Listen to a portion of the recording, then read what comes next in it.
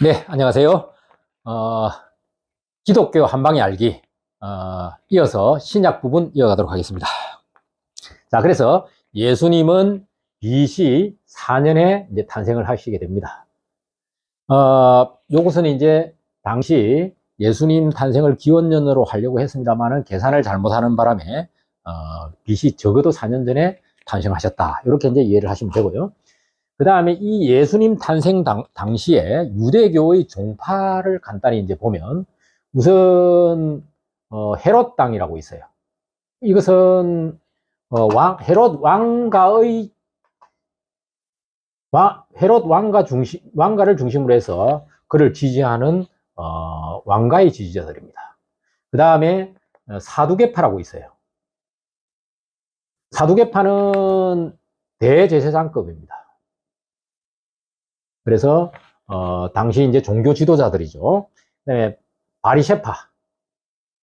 바리새파는 율법주의자들입니다. 바리새파가 가장 많았었어요. 바리새파는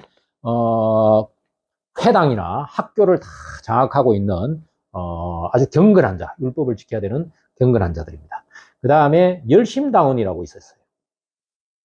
열심당원은 무력으로라도 저항을 해서 독립을 이루어야 된다는, 하나님 나라를 건설해야 된다는 아주 가격한 극단주의자들입니다. 그 다음에 에세네파라고 있어요. 에세네파는 금욕적인 생활을 하면서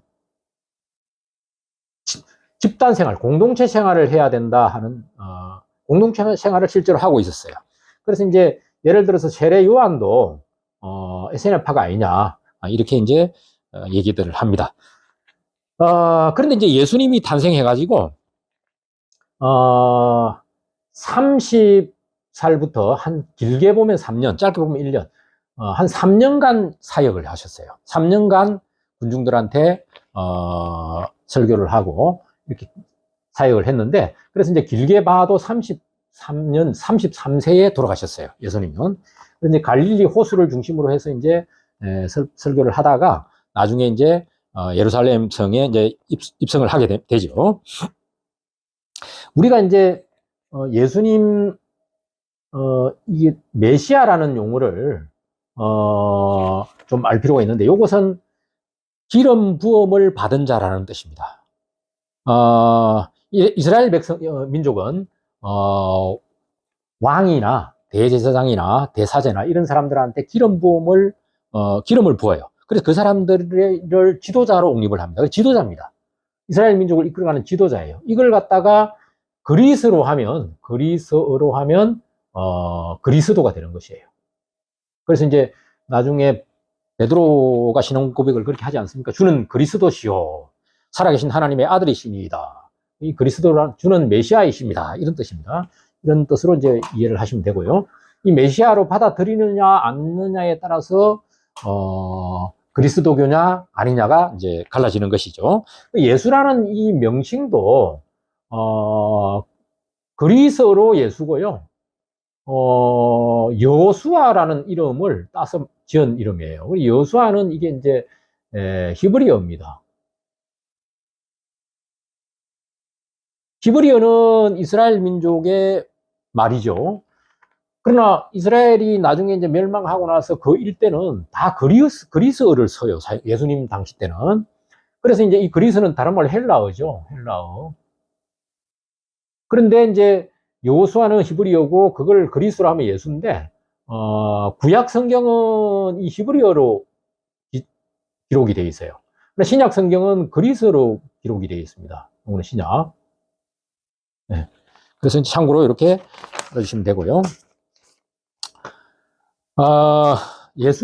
예수님은 기본적으로 소외 계층을 위해서 주로 사역을 행하셨습니다. 그래서 이제 당시에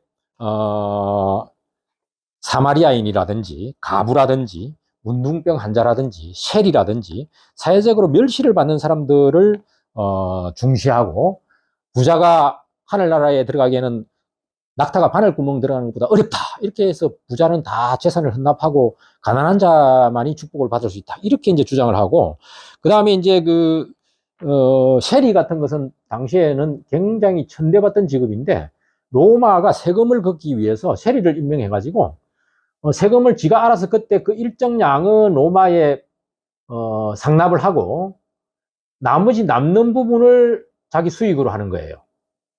그런데 이제 그러다 보니까 많이 걷으면 그럴수록 자기 수익이 늘어나는 거예요. 그래서 세리가 악착같이 세금을 걷으러 다닙니다. 굉장히 싫어했어요. 이렇게 이제 사회적으로 소외받는 이런 사람들한테 천국이 너희 것이다. 이렇게 이제 얘기를 하고, 그 다음에 바리새인이라든지 사두개인이라든지 기존 유대인들이 볼 때는 예수는 굉장히 율법을 파괴하는 자로, 또 사회 그 민중을 선동하는 자로 이렇게 이제 굉장히 위험한 인물로 생각을 하게 했었어요. 그러나 예수는 내가 율법을 폐하러 온 것이 아니고 완성하러 왔다. 그럼 나의 율법은 마음과 뜻과 정성을 다하여 주 너의 하나님을 사랑하는 것이 첫 번째 율법이고, 그 다음에 네 이웃을 네 몸과 같이 사랑하는 것이 두 번째 율법이다. 그래서 율법이라는 것은 굉장히 복잡하지 않습니까?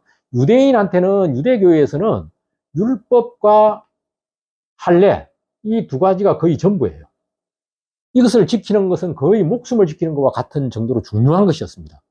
그런데 이렇게 돼지고기 먹지 마라, 뭐 어떻게 하라 하는 각각 복잡한 이 율법을 그 일일이 구시대적인 것을 다 지킬 필요 없다. 오히려 이런 율법의 정신을 두 가지로 압축하면 하나님에 대한 사랑, 즉 진리에 대한 사랑과 이웃에 대한 사랑, 이 두 가지로 압축할 수 있다. 이것만 잘하면은 너희는 구원을 받을 수 있다. 이렇게 주장하는 것이에요. 그러니까 당시 율법주의자들 입장에서나 또는 종교 지도자들 입장에서는 굉장히 이거는 위험한 거예요. 할례를 받아야 되는데 할례도 뭐, 별로 중요시 않고 말이죠. 이걸 받으나 안 받으나 갖다 쌓고 말이죠.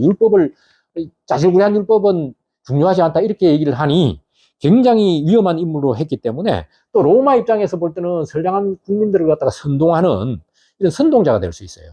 그래서 예수를 갖다가 정치범으로 처형한 것입니다. 십자가형으로.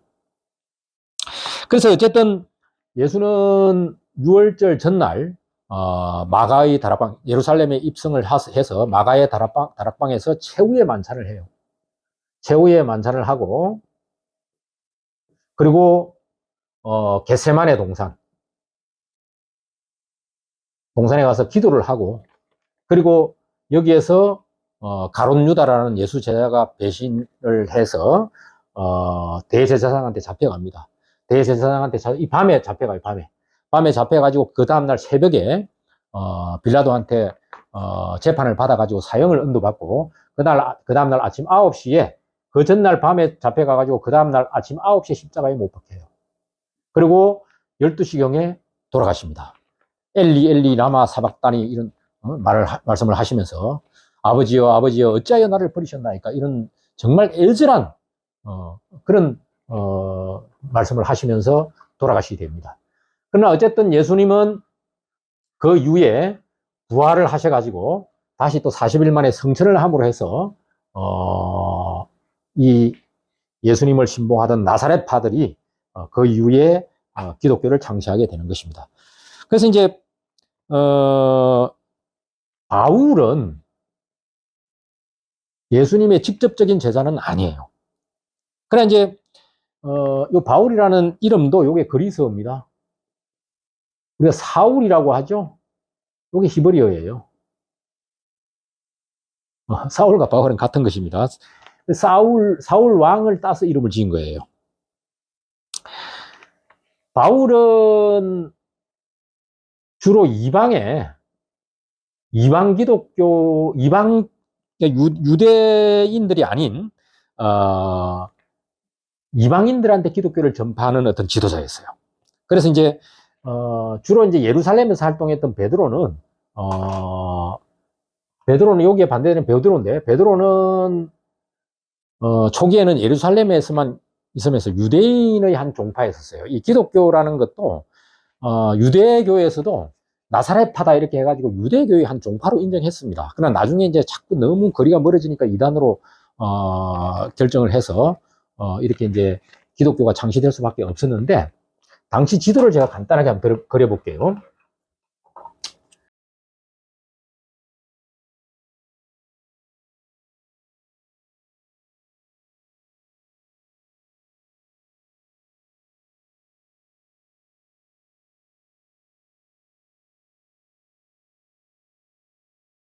여기가 콘스탄티노플이죠.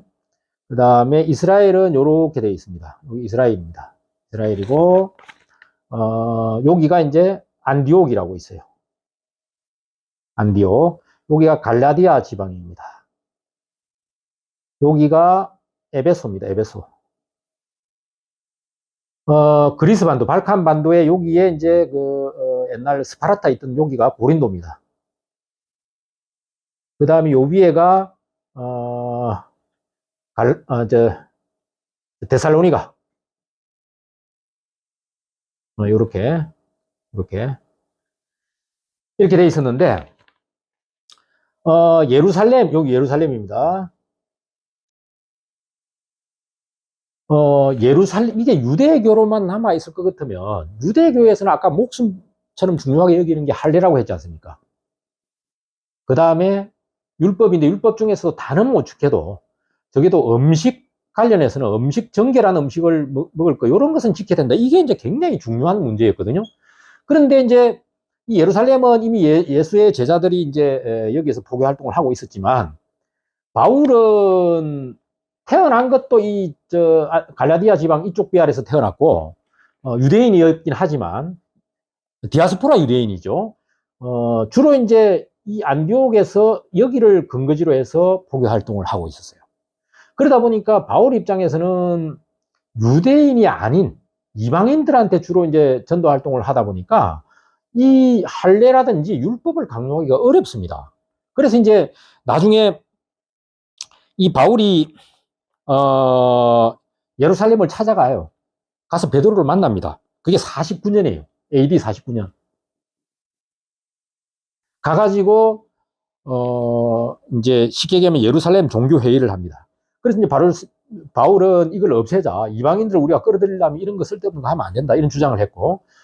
그런데 이제 당시에 이제 찬반 양론이 팽팽했는데 베드로가 이걸 받아들입니다. 베드로가 결정을 합니다. 이걸 받아들입니다. 왜 받아들일 수밖에 없었냐면 실제로 예루살렘 교회에서는 당시에 재정도 굉장히 어려웠고요. 이 안디옥이나 에베소나 이런 데서 교회하던 데서 재정을 많이 지원을 해줬었어요. 그런 면도 있었고, 그거 아니래도 실질적으로 디아스포라 유대인들이 많았고, 그 다음에 유대인이 아니라도 그 이웃들한테 전도를 많이 돼 있는 상태에서 이걸 강요할 수가 없는 상황이었어요. 그래서 이제 이거 중요하지 않다. 오로지 믿음으로만 구원을 받는다. 믿음을 강조하게 되죠. 그러면서 이걸 딱 베드로가 율법이나 할례를 꼭 지킬 필요는 없다라는 대신 음식을 좀 신경 써서 먹으라 이런 얘기는 했어요. 했지만 어쨌든 이걸 갖다가 딱 결정을 하는 순간 이제 기독교는 완전히 전 세계적인 종교가 이제 되어가기 시작했습니다. 그래서 이제 당시에 이 발칸 반도, 그리스 반도죠. 이쪽에 있는 데살로니가라든지 고린도라든지 그 다음에 터키 땅에 있는, 지금 터키죠 이게, 에베소, 갈라디아, 안디옥 이쪽까지도 다 전파가 됐었어요. 나중에는 여기가 로마지 않습니까? 로마까지 기독교가 전파되는데 큰 역할을 합니다. 바울이. 그래서 이방인 전도의 그 어떤 핵심적인 역할을 하죠. 바울이 4차례에 걸쳐서 전도 여행을 떠납니다. 처음에는 주로 이게 터키 땅하고 이 발칸반도 위주로 하다가 마지막에는 로마까지 가요. 그래서 이제 당시에는 여기가 이제 스페인인데 스페인까지는 좀 멀었지만 여기가 거의 지구의 전부라고 보시면 돼요. 그 사람들은 그렇게 생각을 했어요. 그래서 이제 바울이 이제 이렇게 전도를 하면서 기독교는 기하급수적으로 커졌는데 당시에 이스라엘의 상황은 어땠느냐? 그걸 또 간단히 말씀드리겠습니다. 기독교가 이렇게 전파가 되고 있는 시점에 유대인들은 유대인대로 로마에 어마어마한 저항을 했어요. 사실 로마 제국은 지중해 일대를 장악하면서 여러 가지 다민족들을 갖다가 포용을 했기 때문에 그 나라의 문화라든지 관습이라든지 그 나라의 신을 갖다가 함부로 이렇게 막 하지 않고 종교도 자유를 좀 주고 문화도 인정을 해줬었어요. 그러나 유대인들만큼은 저항이 너무나 강하기 때문에 로마로서는 이거 가만둘 수가 없어요. 그래서 유대인은 반란을 일으키면 그냥 반란을 일으킨 게 아니라 극단적인 반란을 일으켜요. 그래서 당시에 AD 66년경에 대규모 반란이 일어나가지고 티투스 장군이 이제 여기에 평정하러 옵니다. 유대인 반란을 이제 진압하러 이제 전쟁에 참여를 하는데 너무나 강하게 저항을 하는 바람에 나중에 성전을 다 부숴버려요. 그래서 성전이 서쪽에 벽 하나만 남기고 그때 다 무너져요. 그게 AD 68년서부터 72년까지인가 이렇게 이루어집니다. 70년까지인가요? 어쨌든 이때 첫 번째 반란이 일어나요. 그래서 이제 당시에 이제 성전이 다 무너지고 서쪽 벽만 남았는데 그것을 통곡의 벽이라고 합니다. 오늘날도 유대인들이 거기에 가가지고 그 벽을 보고 통곡하면서 당시에 이것만 남고 다 무너졌는데 그걸 해상하면서 통곡한다 해서 통곡의 벽이라고 이름이 붙어 있습니다. 그 후에 평정이 돼가지고 이제 이 티투스가 돌아가서 개선문도 짓고 막 그랬죠. 로마에 가면 티투스 개선문이 있습니다. 그 뒤에 끝난 줄 알았는데 또, 절벽 요새 마사다라는 곳이 있어요. 여기서 또 항전을 합니다. 여기는 너무나 절벽이 높아가지고 평정이 안 돼요. 이거 2년을 버팁니다. 그러다 결국은 나중에 그 위에 땅을 쌓아가지고 이제 올라가니까 더 이상 항전을 할 수 없어가지고 거기 남아있던 1000명이 자살을 합니다. 마사다에서. 유명한 항전입니다. 유대인이라면 이제 학을 띠게 되죠. 로마 입장에서는. 그런데 이것으로 끝이 안 나요. AD 132년에 진짜 또 어마어마한 반란이 일어납니다. 이때도 AD 68년 이 당시 때도 거의 240만 명의 유대인 중에서 110만 명이 죽었는데 이때는 유대인의 3분의 2가 죽어요. 이 이산 유대인들 말고 팔레스타인 땅에 있던 유대인. 팔레스타인 땅에 있던 유대인의 3분의 2가 AD 132년에 로마에 의해서 다 죽여요. 죽임을 당해요. 너무나 저항을 강하게 했기 때문에. 그래서 이때는, 이제 유대인은 예루살렘에 입성할 수 없다. 입성 금지 명령을 내려요. 그리고 이 땅 이름도 원래 유대인의 땅이다. 이렇게 했었는데, 이름도 바꿔버려요. 팔레스타인이다. 예선서부터 팔레스타인 땅이었다. 이름도 바꿔버리고, 그 다음에 입성 자체를 금지하고, 그래서 이때서부터 완전히 유대인은 이제 주권을 완전히 상실하고, 영토도 상실하고, 이때서부터는 그 후에 1948년 5월 14일 이스라엘이 건국되기 전까지 한 2000년 동안 완전히 이제 전 세계 돌아다니면서 스페인 땅에서, 그 다음에 독일, 프랑스, 뭐, 이탈리아, 영국, 그 다음에 이쪽, 저기, 페르시아 쪽, 그 다음에 나중에는 미국 쪽, 이렇게 다 흩어져서 살게 되는 것입니다. 2000년 동안 자기 땅이 없었어요. 그 땅에 대한 애착이 얼마나 크겠습니까? 이렇게 반란이 극심했다. 이제, 알아야 되고요. 그 다음에, 기독교가 이제 이렇게 슬슬 이제 전도가 돼서 이제 기독교인이 늘어났어요. 그래서 이제 아주 이제 결정적인 사건이 생깁니다. 이거 아주 중요한데, 기원 후 313년에 콘스탄티누스 대제라는, 콘스탄티누스 황제, 로마의 콘스탄티누스라는 사람이 밀라노에서 칙령을 내려가지고 기독교를 봉인을 합니다.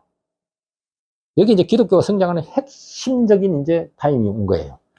그래서 이제 이 밀라노 칙령으로 기독교를 다 인정해주고, 교회의 재산이라든지 이런 거, 땅 같은 거, 이런 걸 다 뺏은 거 다 돌려주고, 엄청나게 이제, 밀어줍니다. 그래서 이제, 물론, 이때 당시에 이미 로마의 한 20% 정도는 기독교인이었다고 해요. 그 정도로 이게 이제, 핍박을 받고 탄압을 받을수록 전파 속도가 빠른 것입니다.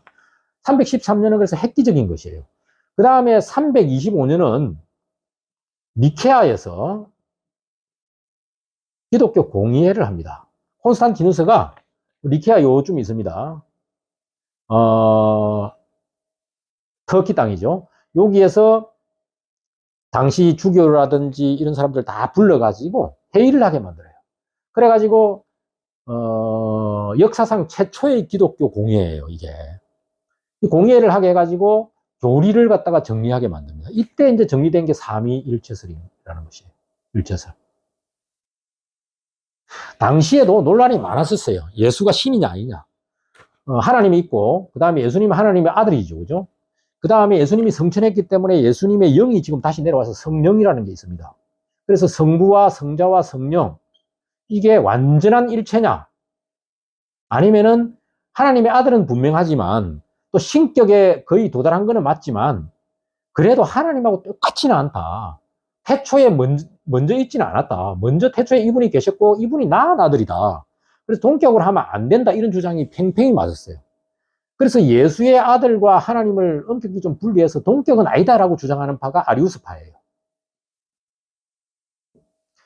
그런데 이제 당시에 니케아 공회를 해보니까 결론이 안 나요. 그래서 콘스탄티누스가 정리를 해줍니다. 임의적으로. 아리우스파의 주장을 갖다가 받아들이지 않고 하나님과 하나님의 아들은 완전히 동격이고 태초에부터 있었고 편이상 아들이라 하지만 같은 신이다. 그래서 성부와 성자와 성령 삼위는 일체다. 그래서 위치가 똑같다. 이렇게 이제 삼위일체설을 갖다가 완전히 이때 받아들여요. 받아들이고 아리우스파를 추방합니다. 그래서 이래서 이제 삼위일체가 그 후에도 계속 논란은 있었습니다만은 니케아 그 신조가 이때 만들어지면서 삼위일체설이 이제 확립이 되는 것이죠. 그리고 이제 이때도 원래 로마의 시민들이 많이 믿었던 게 태양신을 많이 믿었거든요. 태양신. 이게 이제 아폴로입니다. 아폴로인데 태양신을 예배하는 날이 일요일이었어요. 그런데 이제 원래 유대교에 따르면은 토요일 날 예배를 드려야 돼요. 토요일이 또 안식일이고, 참고로 저기 이슬람은 금요일 날이 안식일입니다. 이슬람은 왜 금요일 안식일로 했냐 하면 원래 이 아랍인들이 여기가 메카인데 메카 메디나 있는데 이쪽 비알에 있던 아랍인들이 금요일 날 외지에 있다가도 돌아와서 가족들끼리 만나고 했던 풍습이 있었어요.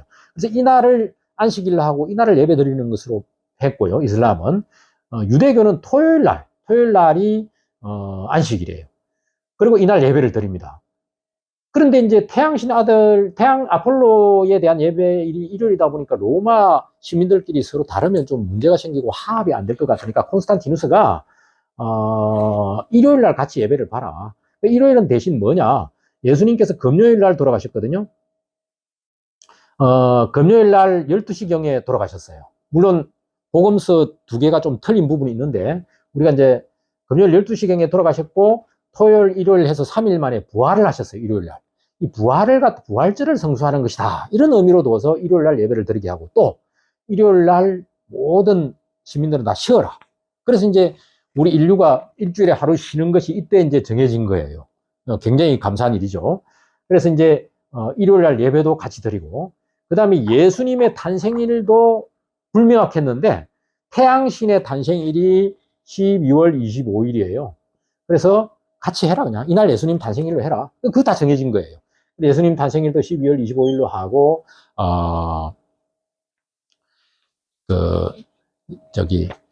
예배도 일요일 날 드리는 걸로 이렇게 이제 결정을 합니다. 그 다음에 이제 콘스탄티누스는 콘스탄티노플 여기로 수도를 옮겨가지고 성 소피아 성당을 터키에 있는 그 성 소피아, 이스탄불에 있는 성 소피아 성당을 신축하게 되죠. 그 다음에 392년, AD 392년은 데오도시우스 황제에 의해서 국교가 됩니다. 그래서 이때도 이미 국교는 아니라 하더라도 황제가 이렇게 밀어주니까 뭐 어마어마하게 이제 큰 발전을 이루죠. 더더군다나 로마의 국교가 되기 때문에 로마를 등에 업었어요. 이제 이 기독교는 로마를 등에 업고 기하급수적으로 성장을 합니다.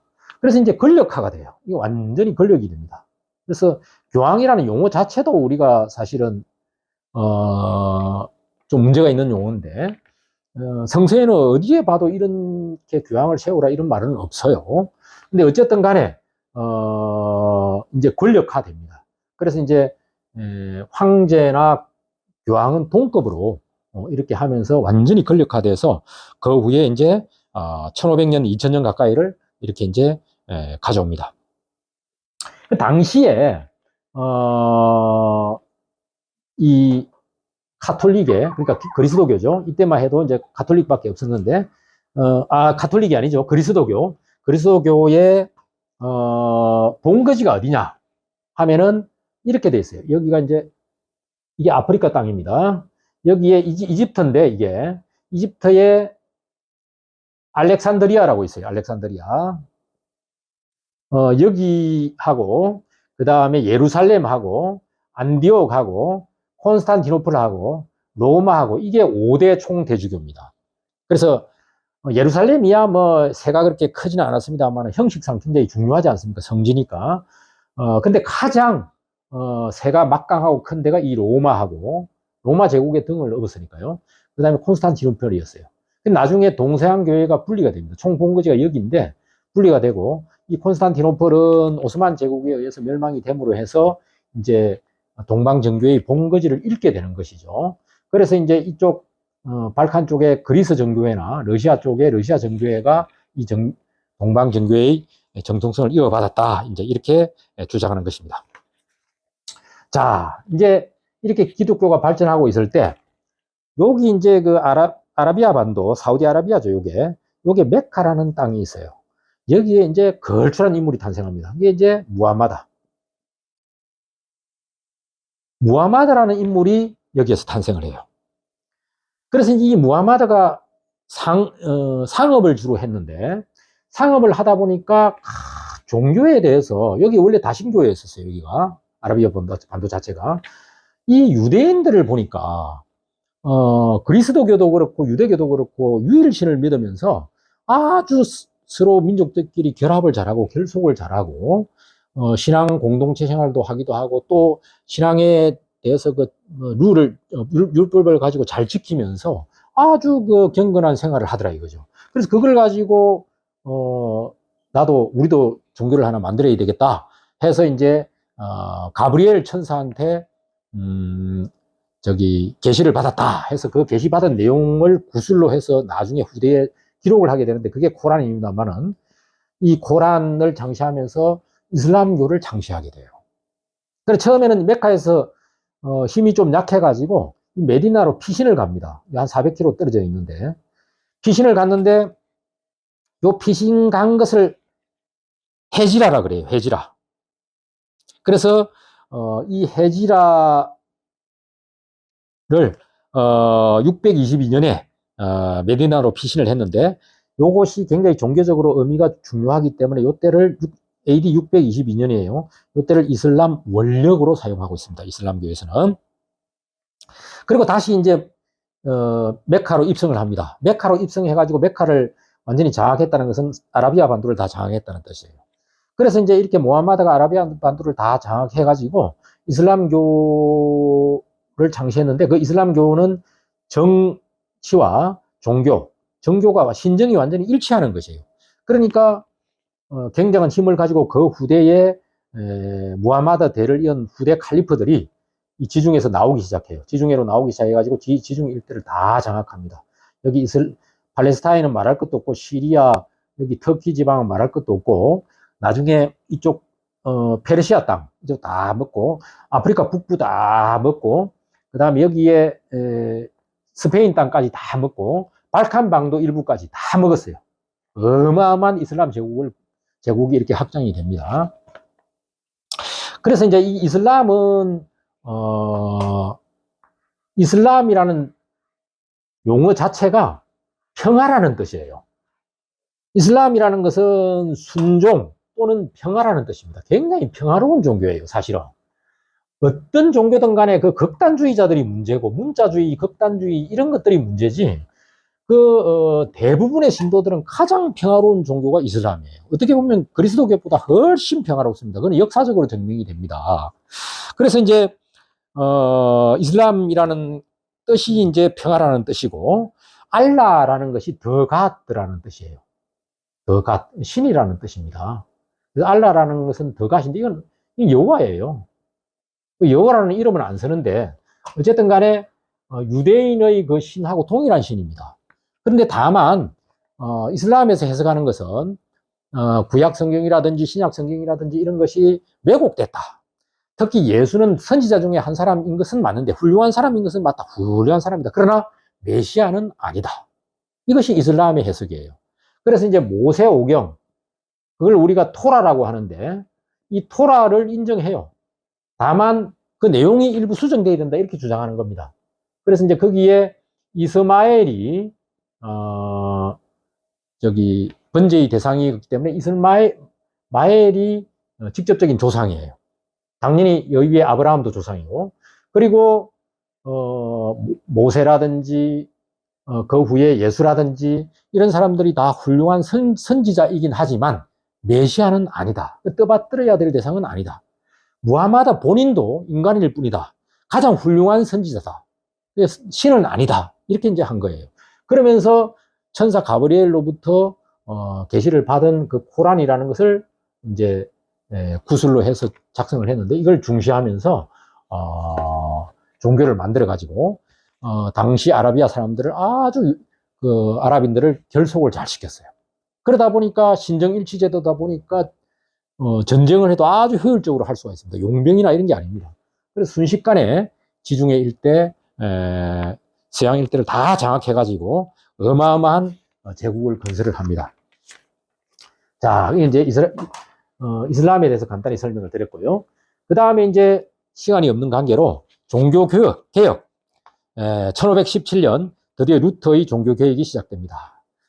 교황청이 좀 타락하고 또 면죄부라는 것을 팔아서 돈을 받으면 그 돈을 내면은 면죄부를 사면 천국에 간다. 이거 성경에 전혀 근거가 없는 것이거든요. 그렇게 장사를 하고 하다 보니까 참다 못한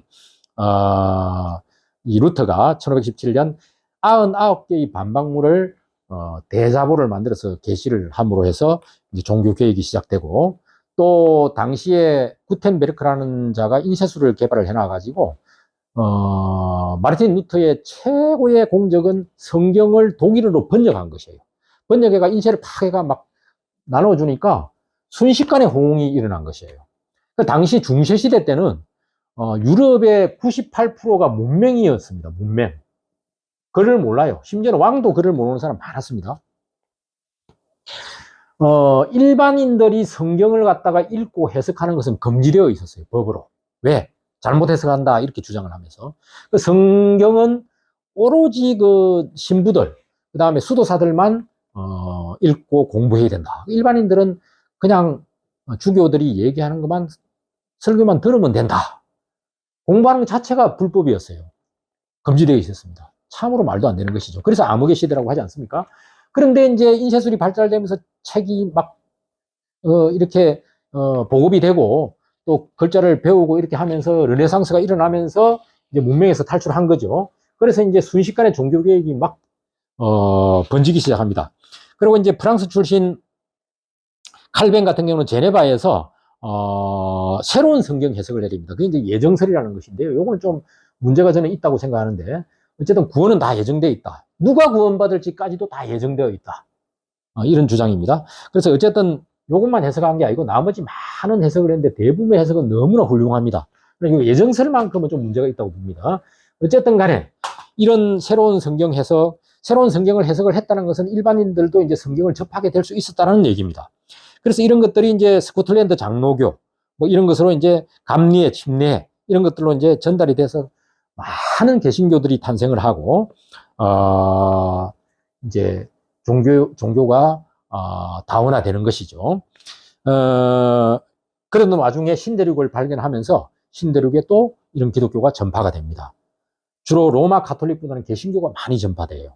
로마 가톨릭은 예수회라고 있는데 신교의 종교 개혁에 대항해서 우리도 개혁할 수 있다. 그래서 개혁적인 모임이죠. 예수회에서 많이 돌아다니면서 전파를 좀 하긴 했습니다만은 그러나 개신교가 더 많이 신대륙 같은데 전파를 했고, 물론 신대륙은 이게 남아메리카나 중남미는 다 가톨릭이에요. 그럼 왜 그러냐면 여기 브라질이 포르투갈이고 나머지는 다 스페인 식민지였었어요. 브라질, 포르투갈은 핵심 가톨릭이거든요. 그러니까 이제 미국, 캐나다 여기가 이제 개신교죠. 개신교, 가톨릭 다양하게 있죠 여기는. 그래서 이제 이렇게 전 세계적인 종교가 됐고 우리나라에서도 지금 기독교가 가장 많은 비율을 차지하고 있습니다. 로마 가톨릭보다도 개신교가 좀 더 많아요. 그리고 불교보다도 많고요. 그 다음에 이 팔레스타인 땅에 이제 드디어 이스라엘이 건국을 하게 되는데 1차 세계대전 당시에 이 팔레스타인 땅은 오스만 제국의 땅이었었어요. 오스만 제국이 발칸 반도까지 다스리고 엄청나게 영토가 넓었었어요. 그러나 오스만 제국이 이제 그 연합국 쪽의 편을 안 들고, 연합국 쪽의 편을 안 들고, 패전국이 됨으로 해가지고, 결국은 터키라는 그 땅을 제외한 나머지 나라를 다 잃게 되는데, 당시에 1차 세계대전이 한창 진행 중일 때 영국이 팔레스타인한테 약속을 해요. 여기에 너 이스라엘, 요 팔레스타인 땅에 니들 건국을 약속해 줄 테니까 전투병을 좀 지원을 해라. 그게 이제 맹마한 선언이에요. 그러다 보니까 팔레스타인인들이 막 다 전투 지원병을 보내가지고 이 중동에서 이제 1차 세계대전 중동에서 벌어진 데에서는 많은 지원을 했었습니다. 그런데 이 영국이 이중 플레이를 하는데 유대인한테 또 살짝 접근을 해가지고 니들이 이번 1차 세계대전 때 자금을 지원을 많이 하면 나중에 전쟁이 다 끝난 다음에 유대인의 나라를 여기다가 건국하게 해주겠다. 이 벨푸어 선언을 합니다. 이렇게 이중 플레이로 약속을 해요. 그러니까 1차 세계대전이 끝났음에도 불구하고 이제 입장이 난처한 것이죠. 팔레스타인한테 건국을 허가할 수도 없고 유대인한테 건국을 허가할 수도 없어요. 그러다 보니까 시간만 질질 끄고 나중에 2차 세계대전까지 벌어지고 결국은 영국이 유엔에 이 문제를 그냥 넘겨버리고 쏙 빠져버립니다. 그러니까 팔레스타인이나 이스라엘 입장에서는 약속을 했다, 영국이. 그래서 우리가 자금 지원도 엄청나게 하고 군사도 원조했다. 건국을 해줘야 될 거 아니냐. 특히 성경에 보면 이스라엘 사람들은 특히 그런 주장을 많이 해요. 여기 성경에 우리 땅이라는 근거가 있다, 이렇게 주장을 하고. 팔레스타인은 그런 소리 하지 마라. 니들 132년, AD 132년에 난을 일으켜가지고 완전히 3분의 2가 멸절을 하고 예루살렘 입성이 금지된 이후에 니들은 여기 살지 않았지 않느냐. 우리가 옛날부터 우리 조상들이 살았는데 무슨 헛소리냐. 이렇게 하면서 팔레스타인 입장에서는 자기네 땅이라고 주장하는 거예요. 그러다 보니까 유엔이 안을 갖다가 만들어줍니다. 그러니까 양측 다 받아들이지는 못해요. 그런데 이제 이스라엘 입장에서는 해외에 흩어져 있는 많은 그 유대인들을 귀국시키기 위해서 기한법이라는 것을 만들어가지고, 유대인들이 돈은 많지 않습니까? 기한하게 해가지고 여기 살 수 있는 여러 가지 법적인 조치들을 많이 해가지고 실제로 이제 기한하기 시작해요. 그래가지고 1948년 5월 13일 날 일방적으로 이스라엘 건국을 선포합니다. 유엔 분화를 기초로 해서. 그러니까 이 팔레스타인 입장에서는 엄청나게 반발할 수밖에 없지 않습니까? 그래서 이제 당시에 아랍 연합국이 이집트, 그 다음에 시리아, 그 다음에 레바논, 그 다음에 이라크, 그 다음에 요르단, 이렇게 5국이 연합국이 됩니다. 연합국이 돼가지고 이스라엘을 하고 전쟁을 해요. 왜 니들이 건국 일방적으로 하느냐. 힘 있다고 다냐. 그렇게 해서 이렇게 그날 밤부터 전쟁을 했어요. 이날 건국을 선포하자마자. 그것이 제1차 중동 전쟁이에요. 지금 이 중동 쪽은 팔레스타인과 이스라엘의 전쟁으로 시작된 중동 전쟁뿐만이 아니고 각국 내에 당시 오스만 제국의 영토 안에 있던 것이 독립을 하면서 민족이 얽히고 설키고 해서 각국 내에 많은 이슬람 내에서도 시아파냐 수니파냐 해가지고 분쟁이 있습니다. 그래서 중동의 분쟁은 한 가지로 다 설명할 수가 없어요. 그러나 가장 오래됐고 가장 깊은 전쟁을 했던 곳이 중동 전쟁인데, 이걸로 인해 5.1 파동까지 생깁니다. 이게 이렇게 5가지 연합국과 이스라엘이 붙은 거예요. 이게 5대1로 붙은 겁니다. 근데 주로 이스라엘이 이겨요. 누가? 미국이 원조를 많이 해줍니다. 그래서 어쨌든 간에 이렇게 팔레스타인을 상대로 이스라엘이 끊임없이 괴롭히고 하다 보니까 가자 지구라 해가지고 거기에 난민이 피해 있어요. 지금도 팔레스타인 난민이 그 가자 지구에 잔뜩 피해 있습니다. 그래서 지금도 해결이 되지 않고 있죠. 요즘도 지금 전투를 하고 있습니다. 그래서 이제 계속해서 이스라엘은 영토를 확장 중에 있습니다.